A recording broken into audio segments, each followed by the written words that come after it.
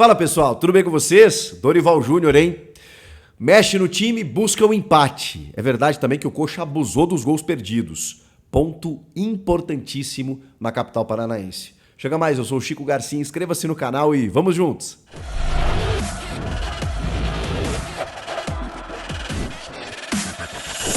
Bom, pessoal, São Paulo conseguiu um empate contra o Coritiba, jogando no Couto Pereira, na tarde deste sábado. E olha, é um ponto a ser comemorado, pelas circunstâncias do jogo.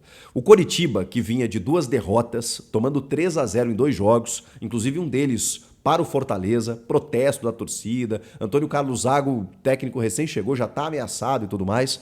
O Coritiba fez um jogo muito bom contra o São Paulo, especialmente no primeiro tempo. Começou com uma intensidade muito grande, assim, sabe? E conseguiu o seu gol, já nos primeiros minutos de jogo, né? Tava mordendo, tava chegando, o São Paulo não tava se encontrando, até que o Bruno Gomes, num pivô do Aleph Manga, depois de uma cobrança de lateral, um chute seco no canto, abre o placar, o Rafael não conseguiu chegar na bola. A partir dali, logo na sequência, o Coritiba tem mais uma chegada e eu pensava, puxa vida, cadê o São Paulo? O São Paulo não se achou ainda no time. De que forma o Rogério Ceni, o Dorival Júnior escalou esse time?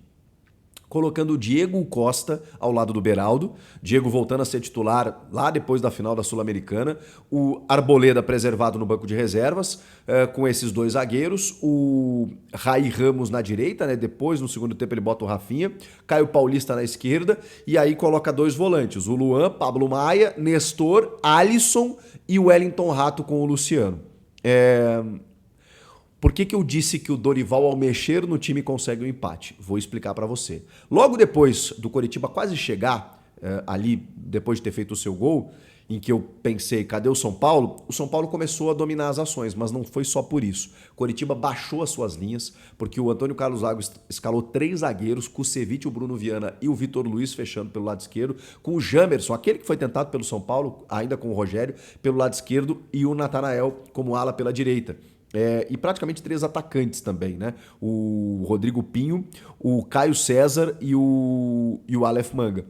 Com 2 no meio ali, o Bruno Gomes e o William Farias. Esse foi o time do Coritiba. O Coritiba desceu, baixou completamente as suas linhas, fez uma linha de 5, mais os meio-campistas e deixou espetado especialmente o Aleph Manga para contra-ataques. E o São Paulo começou a rodar a bola e não conseguia entrar. Conseguiu com bola parada do Wellington Rato, Luciano em 2 oportunidades, uma ele obrigou o goleiro Gabriel Vasconcelos a fazer uma defesa e a outra ele chutou para fora. O Luciano saindo cada vez mais da área para tentar uma combinação de jogada, sem o Caleri não tinha como fazer cruzamento, chuveirinho, aquela coisa toda, tinha que ser jogo por dentro, só que o Coritiba estava totalmente fechado. Vem o segundo tempo, aí o Dorival mexe no time. E tira um dos volantes, porque não fazia sentido você ter Luan e Pablo Maia, sendo que você era atacado apenas em contra-ataques. Aí você tinha que cuidar da recomposição. Agora, para a construção de jogo, os 2 volantes estavam se batendo. E aí o que ele faz? Ele opta pelo Luan. Ele tira o Luan para colocar o Marcos Paulo. Por quê? Porque aí ele abre o Marcos Paulo pela esquerda, o Wellington Rato pela direita, o Luciano centralizado, e aí você tem mais aproximação. Acho que o Alisson fez um grande jogo, talvez um dos grandes jogos dele com a camisa do São Paulo. Foi um cara que se desdobrou na criação ofensiva, caindo pelos lados, especialmente pelo lado esquerdo, que ficou muito forte ali com as subidas do Caio, Alisson e também o Marcos Paulo. Ali saíram boas combinações, mas o Alisson caiu em outros lados do campo também. E o Alisson, ele é um jogador muito envolvido no jogo. Ele não é um craque, não é brilhante, mas ele é um jogador muito tático. E com isso ele resolve boa parte dos problemas do técnico. Por isso que ele é escalado, porque ele pode ser um meia, ele pode ser um volante, ele pode ser um atacante, dependendo do cenário do jogo. É um jogador extremamente versátil e ele esteve bem no jogo. Porque às vezes não adianta o cara ser polivalente, tático, se ele não tá bem tecnicamente, se a bola bate na canela, se ele erra um passe. Não foi o caso. O Alisson foi um cara muito importante durante o jogo inteiro. E aí o São Paulo começou a combinar jogadas. Começou a ter jogo por dentro, que é o que não acontecia. E era a única saída, porque chuveirinho na área, sem o Jonathan Caleri, não ia resolver. Em alguma bola parada, até poderia, mas o São Paulo tinha que conseguir penetrar por dentro, conseguia infiltrar. E aí começou no segundo tempo exatamente pelas trocas que o Dorival fez. É claro que o Zago também fez as suas, né? Também começou a mexer no time, colocou o Robson no lugar do Rodrigo Pinho. O Robson é um atacante de mais força. Mesma coisa o William Potker, mas tecnicamente ele deixa muito a desejar, né? Teve um grande momento lá na Ponte Preta lá atrás, depois nunca se firmou, tanto que é reserva.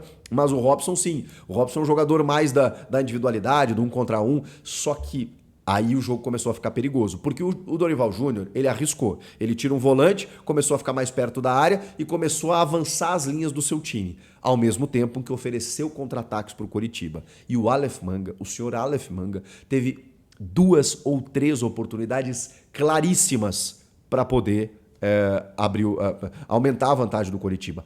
A primeira delas foi antes do intervalo. Foi ainda no primeiro tempo, quando ele recebe um passe maravilhoso do Bruno Gomes, o autor do gol, e ele chega na frente do Rafael. O Rafael fez a defesa? Faz. Mas o Aleph Manga chutou em cima do Rafael. Então, ele facilitou a vida do goleiro do São Paulo, que fez a defesa e impediu o gol ali, tudo bem. Mas o Aleph Manga desperdiçou. No segundo tempo, ele teve outras 2 oportunidades na frente do Rafael em que ele desperdiçou. Chutou na mão do goleiro, depois ele tinha uma possibilidade, porque tinham 3 jogadores do Coritiba contra 2 do São Paulo, era só cruzar, era só atravessar a bola. Ele se atrapalhou na jogada, não chutou, não cruzou, enfim. O Aleph Manga perdeu muitos gols e eu pensava comigo, olha que esses gols podem fazer falta, dito e feito.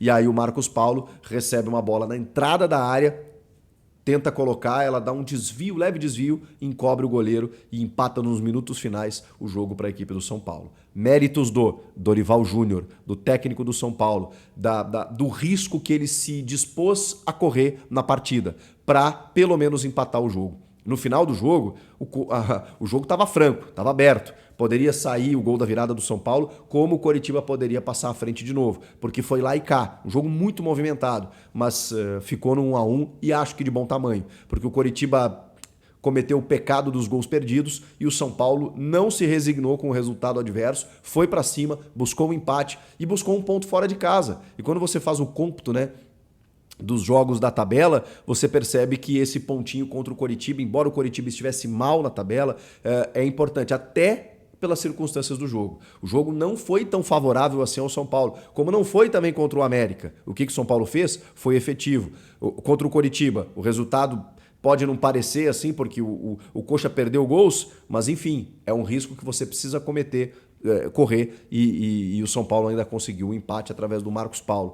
E tem alguns jogadores que estão sendo, eu não digo recuperados ainda pelo Dorival, mas que estão sendo mais utilizados, né? O Gabriel Neves entrou super bem no segundo tempo. O Marcos Paulo tá entrando, tá fazendo gol, tá sendo efetivo. O Wellington Rato também, mas o Wellington já estava bem com o Rogério aqui também, né? E o Luciano a gente ainda precisa jogar mais, né? Na ausência do Caleri, especialmente, sempre se deposita no Luciano, não por ser o atacante da referência, mas por ser o cara mais identificado com o clube, com a torcida, o cara tá mais tempo aqui. A gente espera que o Luciano resolva os problemas do São Paulo na ausência do Caleri. E ele não tem jogado um bom futebol. Até acho que esse jogo ele não jogou tão mal assim quanto nas últimas partidas. Mas realmente tá devendo em relação ao que o torcedor espera do Luciano. Fato é que o Dorival Júnior, em pouquíssimo tempo, já mostra a que veio. Consegue resultado, melhora no time, intransigência com o mau resultado, para buscar o resultado sempre, e isso é mérito do treinador. Vocês gostaram do jogo? Comentem aqui, inscreva-se no canal e eu volto na próxima.